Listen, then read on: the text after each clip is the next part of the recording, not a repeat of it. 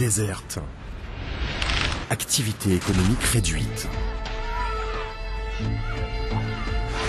Écoles fermées. Lieux publics délaissés. Hôpitaux surchargés, population stressée. Scénario catastrophe? Oui et non. En réalité, tout dépend de l'épidémie.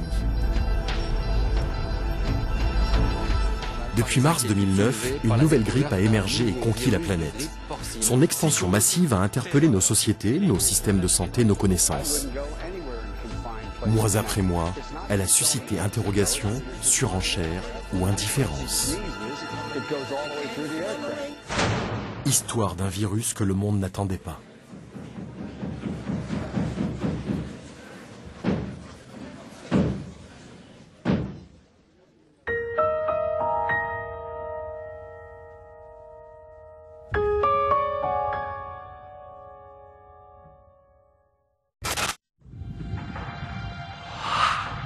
Le virus de la grippe, le voilà. Il ne respire pas, ne se déplace pas, ne grandit pas et ne sait pas se reproduire seul.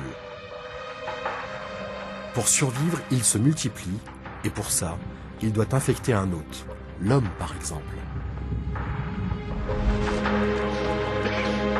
Les maladies virales, les humains les connaissent et les craignent. Elles jalonnent notre histoire. De la variole au sida, en passant par la rougeole, les virus nous accompagnent et tuent souvent.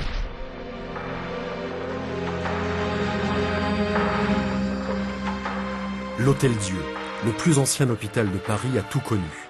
Depuis plus de 1000 ans, des dizaines de pandémies de grippe ont été recensées, dont 3 au XXe siècle. Le docteur Antoine Flahault est médecin épidémiologiste. La grippe passe à travers les mailles des filets. La grippe est insidieuse.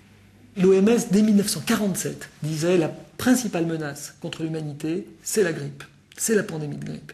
Non pas une menace au sens où on va tous être décimés, mais une menace en ce sens où les digues peuvent lâcher. La grippe espagnole H1N1 de 1918 est la plus destructrice, avec des sociétés désorganisées et 50 à 80 millions de morts. Avec le développement des antibiotiques et de la vaccination, la grippe asiatique H2N2 en 1957 et celle de Hong Kong H3N2 en 1968 font moins de victimes. Quelques millions tout de même. À chaque pandémie, près de 50% de l'humanité est touchée.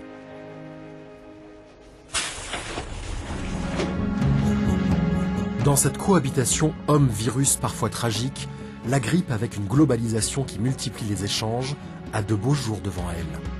Après H1N1, H2N2, H3N2, c'est un H1N1 d'un nouveau type qui a surgi. Tout a commencé un 25 avril. On commence donc ce journal par les inquiétudes soulevées par la découverte d'un nouveau virus de grippe porcine. Psychose, terreur. Les mots sont lâchés dans les journaux vendus à la sauvette dans les rues de Mexico. Écoles, stades et musées fermés, la crainte d'une épidémie de grippe porcine se répand dans un pays où toutes les grandes manifestations publiques ont été annulées. Pour comprendre ce virus, il y a un endroit dans le monde marqué par la lutte permanente des hommes contre ses méfaits. C'est l'Institut Pasteur. C'est ici qu'a vécu et travaillé l'homme qui a découvert le virus de la rage, qui a compris et mis en œuvre le principe de la vaccination. C'est ici qu'a été créé le premier hôpital pour les maladies infectieuses. C'est aussi sur ce microscope qu'on a observé pour la première fois le virus du sida.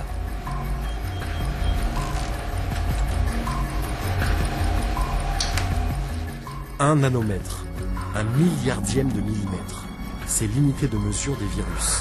Seules les techniques de microscopie électronique permettent de l'observer. Le virus de la grippe mesure environ 150 nanomètres, à peine 1 millionième de millimètre. On a du mal à imaginer qu'une telle entité microscopique puisse envahir le monde en quelques semaines. C'est pourtant ce qui s'est passé avec le nouveau virus de la grippe A, différent de la grippe saisonnière et très contagieux.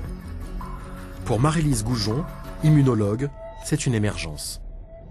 Le H1N1 pandémique est différent des autres virus parce que c'est un virus nouveau, c'est un virus de grippe nouveau, qui n'a jamais été rencontré par le système immunitaire des humains. En simplifiant, la structure du H1N1 est la suivante. À l'extérieur, une enveloppe virale contenant des protéines qui sont les outils de l'infection. Les fameuses molécules H, comme hémagglutinine pour la pénétration, et N, comme neuraminidase pour la séparation. Au centre, un seul type de matériel génétique, l'ARN, ou acide ribonucléique avec 8 segments. C'est là que se joue la reproduction. On coévolue avec les virus. On a toujours coévolué avec les virus. La raison pour laquelle nous coévoluons avec eux, c'est qu'ils ont besoin de la cellule hôte pour survivre, pour se répliquer. L'hôte, ça peut être l'homme. Pendant sa durée de vie de quelques heures, le virus va se transmettre facilement par voie aérienne, grâce à des micro-gouttelettes et des particules expulsées par des personnes infectées lorsqu'elles parlent, toussent ou éternuent. C'est ainsi que les virus grippaux atteignent les voies respiratoires, classiquement le nez, la gorge, les bronches, plus rarement les poumons. En fonction de l'état de santé de l'hôte, la virulence du virus sera plus ou moins forte. Une fois à l'intérieur du corps, les virus doivent pénétrer dans les cellules pour se reproduire. Ces cellules possèdent des récepteurs en surface, appelés acides sialiques. C'est la fameuse protéine H du virus qui va se lier à l'acide sialique de la cellule et lui permettre de s'y introduire. Le virus va alors détourner la machinerie de la cellule à son profit. Sous son emprise, elle va générer des enzymes pour permettre la libération des segments d'ARN. Ceux-ci vont pénétrer dans le noyau. C'est là qu'ils vont se dupliquer.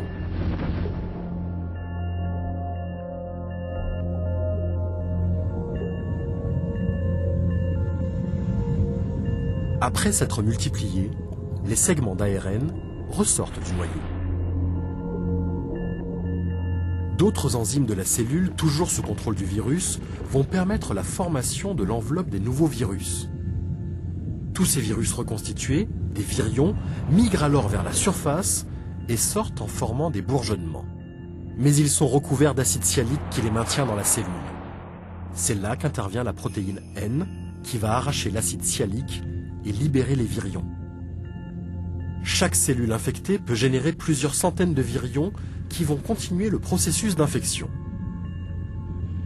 La virulence va notamment dépendre de la capacité du virus à se multiplier rapidement. Donc on est dans un système de propagation qui est extrêmement rapide, qui dépend à 100% de la cellule hôte et dont la conséquence est une infection rapide des cellules avoisinantes. Et petit à petit, ce virus va se propager dans l'organisme. L'organisme infecté devient alors un réservoir à virus et il va devenir un agent de propagation très efficace.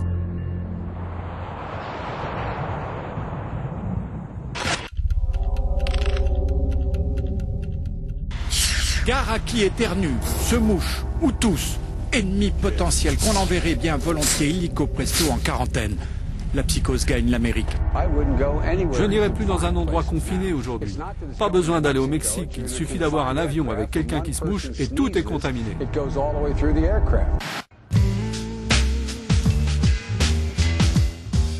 Tourisme, affaires, famille. Quand les hommes voyagent, le virus voyage vite, très vite, celui-là en particulier. Pour preuve, New York, ville cosmopolite à la croisée des chemins du monde. Stephen Morse, épidémiologiste, enseigne là où la grippe mexicaine est apparue. Ce quartier est au nord de Manhattan. Il s'appelle Washington Heights. C'est un quartier surtout habité par les nouveaux émigrants et par les gens qui arrivent aux USA pour la première fois. Ici, les liens entre nord et sud du continent américain sont permanents.